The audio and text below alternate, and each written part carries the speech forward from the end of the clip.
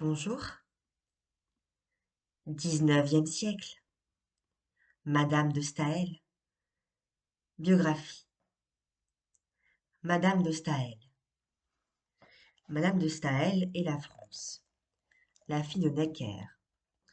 Fille du riche banquier genevois qui sera plus tard ministre de Louis XVI, Germaine Necker naît à Paris en 1766.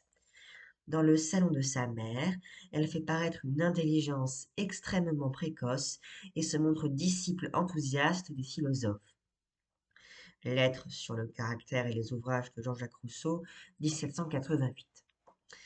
En 1786, elle épouse le baron de Staël-Holstein, ambassadeur de Suède à Paris, à qui elle donnera 3 enfants. Politique et littérature. Sous la Révolution qu'elle accueille avec joie, Madame de Staël tente de jouer un rôle de premier plan dans la politique française. Cherchant un homme capable d'appliquer ses idées, elle pousse Narbonne au ministère, puis songe à Talleyrand. Après un voyage en Angleterre, elle séjourne à Coppet, en Suisse, dans le domaine de son père, et rencontre Benjamin Constant, 1794. C'est le début d'une liaison orageuse qui ne sera définitivement rompue qu'en 1808. Puis elle rentre en France, 1795, mais son activité inquiète le Directoire, qui la met en demeure de regagner la Suisse. En 1796, un essai traitant de l'influence des passions sur le bonheur des individus et des nations révèle chez Madame de Staël des tendances romantiques qui s'affirment en 1800 dans un ouvrage important de la littérature considérée dans ses rapports avec les institutions sociales. Puis c'est un roman, Delphine, 1802, qui plaide ardemment en faveur des droits du cœur contre les préjugés sociaux. Madame de Staël et Napoléon. Dès son retour à Paris en 1797, Madame de Staël a discerné le génie de Bonaparte. Elle voudrait devenir son égérie, mais Bonaparte est un des rares hommes qui soit resté insensible à l'éloquence passionnée de cette femme, laide et pourtant séduisante.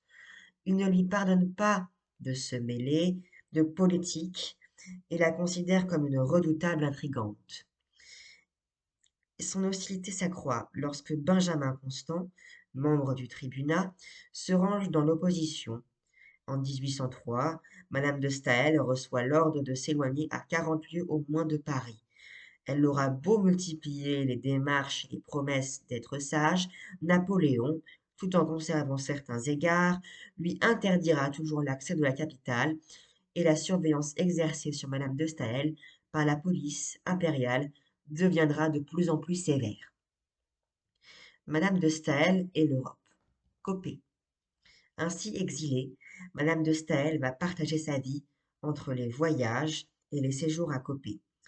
Âme tourmentée, lorsqu'elle parcourt l'Europe, elle songe à Copée, mais dès qu'elle y réside quelques mois, l'ennui l'envahit. Elle y est entourée, pourtant, d'une véritable cour d'amis et d'admirateurs. Madame Récamier, Benjamin Constant, Mathieu de Montmorency, etc. Coppet devient un lieu de réputation européenne où se succèdent les visiteurs illustres. Les voyages.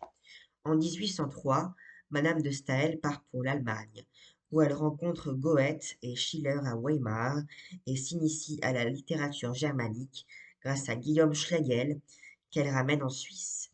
Un voyage en Italie, 1804, lui inspire un nouveau roman, Corinne, 1807, dont l'héroïne ressemble à l'auteur plus encore que Delphine, car elle brille par les dons de l'esprit autant que par la passion. En 1807, Madame de Staël repart pour l'Allemagne et l'Autriche. En 1810, son principal ouvrage, De l'Allemagne, est prêt à paraître lorsque Napoléon en fait détruire les épreuves. Le livre sera publié à Londres en 1813 et à Paris en 1814. Cependant, en 1812, Madame de Staël se rend en Russie puis en Suède. Elle rêve de faire de Bernadotte le successeur de Napoléon.